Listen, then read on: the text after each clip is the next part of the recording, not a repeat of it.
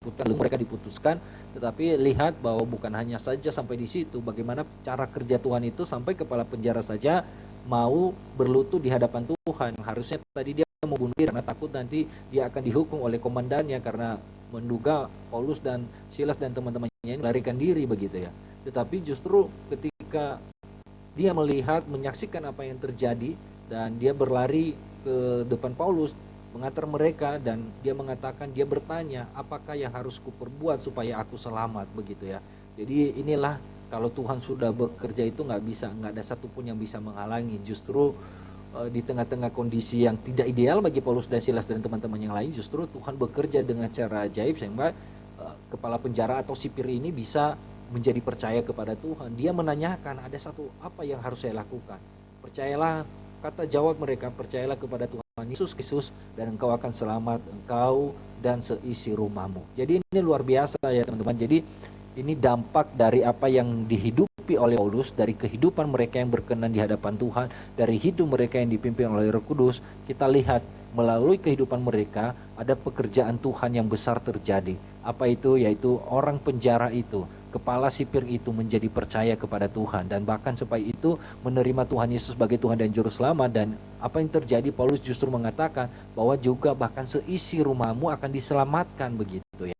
Jadi ini luar biasa. Apa yang membuat seisi rumahnya bisa diselamatkan? Nanti kita lihat bahwa lalu mereka memberitakan firman Tuhan kepadanya dan kepada semua orang yang ada di rumahnya begitu di 32. Jadi ini bukan sebenarnya bahwa pada saat yang sama ketika sipir ini menerima penjara langsung keluarganya jadi terima Tuhan Yesus juga langsung selamat, enggak. Yang sering dikatakan kan di sini, kalau kamu percaya maka seisi, sering di apa namanya, di copy kan ayat ini, apa sering di mention kan di apa dihafalkan kayak ini, kalau kamu percaya seisi rumahmu akan selamat. Ini bukan iman boncengan teman-teman ya.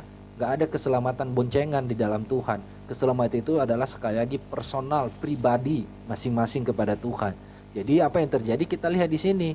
Paulus sendiri kepala sipir ini lebih dulu percaya kepada Tuhan, lalu 32 mengatakan bahwa mereka memberitakan firman Tuhan kepadanya dan kepada semua orang yang ada di rumahnya. Jadi apa namanya, semua menjadi percaya. Karena kenapa? Karena firman Tuhan yang diberitakan. Jadi ke semua orang ini, pertama kepada sipir dan kemudian kepada orang yang ada di rumahnya. Tidak dicatat berapa jumlah orang yang ada pada saat itu di rumah sipir ini yang menerima Yesus, tetapi yang jelas seisi rumahnya firman Tuhan. Semua orang yang ada di rumah itu. Jadi ini bukan jumlah yang sedikit, ini cukup banyak meskipun tidak dicatat.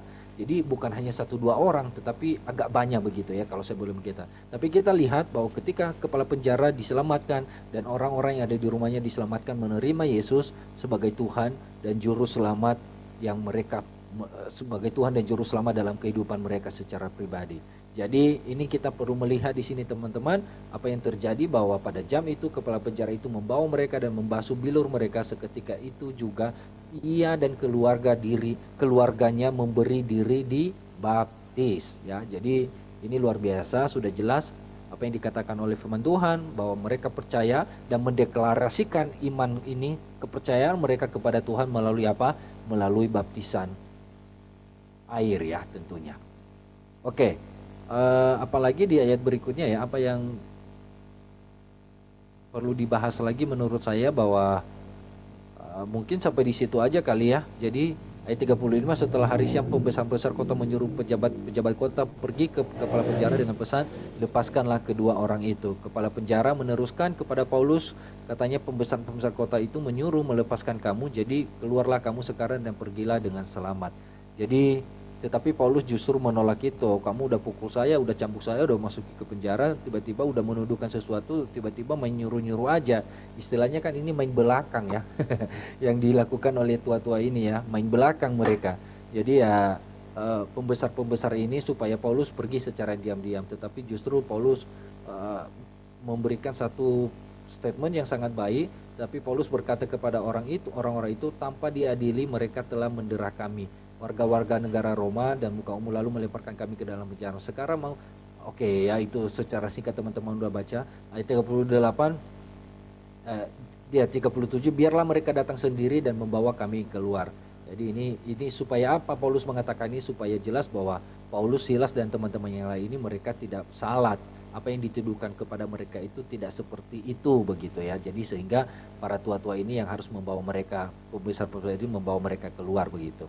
Pejabat-pejabat itu menyampaikan perkataan itu kepada pembesar-pembesar kota ketika mereka mendengar bahwa Paulus dan Silas adalah orang Rom, ya orang Rom sekali lagi dua kewarganegaraan, maka takutlah mereka datang minta maaf lalu membawa kedua rasul itu keluar dan memohon supaya mereka meninggalkan kota. Jadi itulah yang terjadi teman-teman dari apa yang kita baca dari pertama bahwa tentang seorang kisah penenun ya, kisah penenun yang kita lihat atas dasar itu Paulus dan Silas dan teman-teman yang lain dipenjarakan. Sekali lagi bahwa iblis adalah bapak pendusta, bapak segala pendusta. Jadi suka memfitnah, suka membohongi dan lain sebagainya. Kemudian kita lihat bagaimana Paulus dan Silas dan teman-teman yang lain, mereka dalam penjara, mereka memuji Tuhan.